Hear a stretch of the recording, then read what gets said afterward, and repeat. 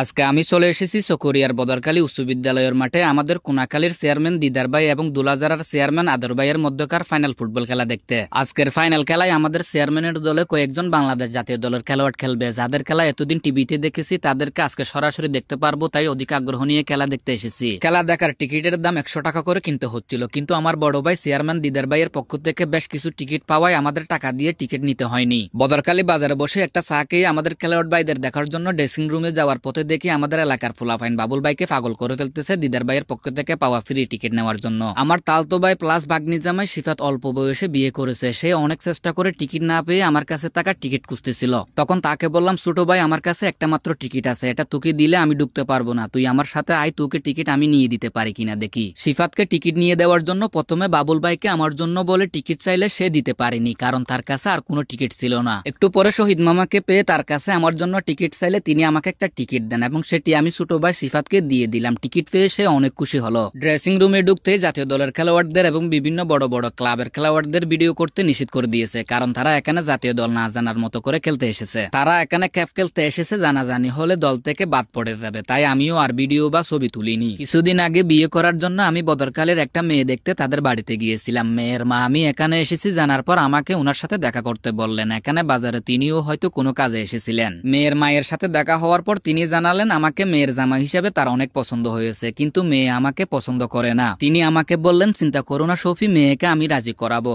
আমার জীবনে এরকম বহুবার হয়েছে, মেয়ে পছন্দ করে না, কিন্তু মেয়ের মায়ের বেশ পছন্দের ছেলে আমি। যাই হোক, খেলার মাঠে ঢোকার আগ মুহূর্তে আমাদের চেয়ারম্যান দিদার ভাই আমাকে বললেন, তোর জাদুবিদ্যার সাহায্যে তুই অনেক সিনিয়র আপু পটিয়েছিস, আজকে একটু ফাইনালে তুই তোর জাদুবিদ্যা প্রয়োগ করে আমাকে একটু জিতিয়ে দিস। এই বলে খেলোয়াড়দের নিয়ে তিনি গেটের দিকে রওনা দিলেন। আমার কাছে টিকিট থাকা সত্ত্বেও চেয়ারম্যানের সাথে ভিতরে ঢুকতেছি, যাতে আমার টিকিটটা আরেকজনকে বিক্রি করতে পারি। আমাদের চেয়ারম্যান প্রথমে নিজে ঢুকে তারপর খেলোয়াড় এবং স্টাফদের ঢুকাতে বললেন, এর মাঝে আমাকেও ঢুকাতে বলে দিলেন। আমি ভিতরে ঢুকে আমার কাছে টাকা 100 টাকা দামের টিকিটটা 50 টাকা দিয়ে আমার এলাকার এক বড় ভাইকে বিক্রি করে দিলাম। আমার বড় ভাই শামসুবাদ্দার কাছে চেয়ারম্যানের পক্ষ থেকে বিশেষ টি-শার্ট টাকায় শামসুবাদ্দাকেও টিকিট দিয়ে ঢুকতে হয়নি। পরে তিনি তার টিকিটটা আমাকে দিয়ে বললেন, এটা দিয়ে এলাকার কাউকে ঢুকিয়ে নিস। আমি সেটাও বিক্রি করে দিলাম 50 টাকায়। হাবিজাবি অনেক করলাম, এবার সুন্দর করে খেলা উপভোগ করতে হবে। এখানে মাঠের চারপাশে যে পরিমাণ মানুষ দেখা যাচ্ছে তাতে দাঁড়িয়ে থেকেও ভালো করে খেলা দেখা সম্ভব না, তাই ভাবতে লাগলাম মাঠের ভিতরে ঢুকে কেমনে খেলা দেখা যায়। মাঠের চারপাশে ঘুরতে ঘুরতে যেদিকে খেলোয়াড় ঢুকে সেদিকে নাইজেরিয়ার খেলোয়াড় ঢুকতেছিল। তখন আমি নাইজেরিয়ানদের সাথে ঢুকতে চাইলে গেটম্যান বাধা দিল।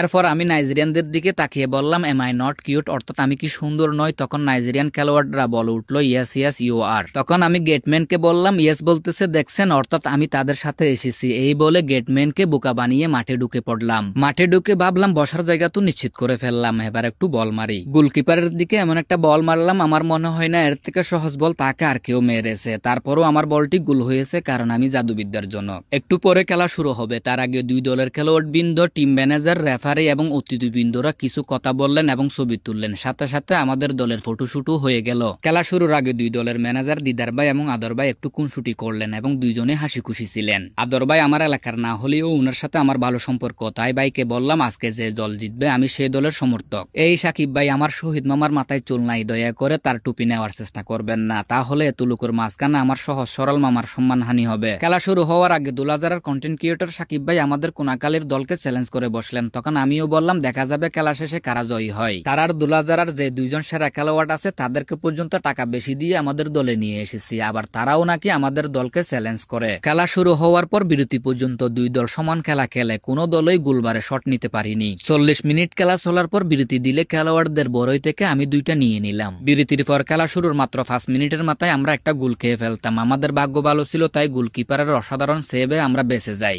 এরপর 15 মিনিটের দিকে পরপর আমাদের দল দুইটা সহজ গোল মিস করে, কিন্তু 20 মিনিটের দিকে আমাদের দল দুলাজারাকে এক গোল ভরে দেয়। গোল খাওয়ার পর আমার পাশে বসে থাকা দুলাজারার সাকিব ভাইয়ের মুখ লজ্জায় লাল হয়ে যায় এবং আমাকে বলে আরো 20 মিনিট বাকি আছে, আমরা জিতবো। সাকিব ভাইকে আমি যখন এটা ওটা বলে ট্রল করতেছিলাম তখন সে বলল, আমরা প্রতি বছর ট্রফি জিতি এবং তোমাদের দল অনেকদিন ট্রফি জিতে না, এই জন্য আজকে তোমাদের জয়ে আমিও খুশি। মুখে আমাদের জয়ে খুশি বলার পরও পরেও তাদের দলের খেলোয়াড়রা গোলের চান্স মিস করলে তখন তাদেরকে গালি দিচ্ছিল, তার মানে তাদের হারে বাইয়ের ভিতরে ভিতরে খুব জ্বলতেছিল।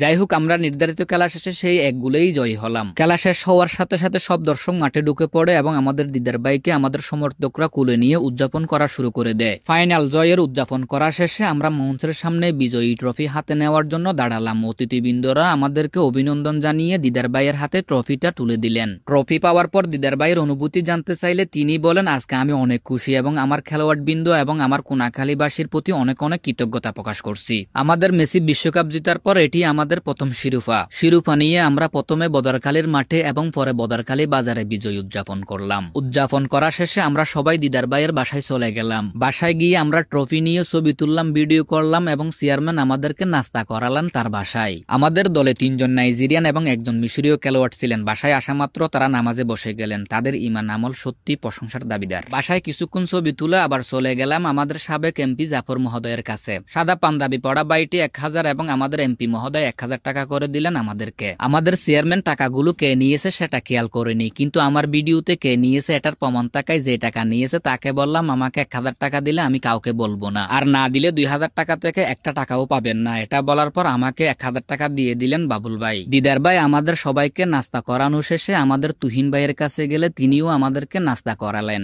চলে আসার মুহূর্তে বাবুল ভাই পাগল মহিলা একটার সাথে নাচানাচি শুরু করে দিয়েছে দেখে তাকে বললাম, এই জন্য তো ভাই একটা বিয়ে করেছিলেন সেটাও রাখতে পারলেন না। তখন এই কথা শুনে বাবুল ভাই হালকা লজ্জা ফেলেন।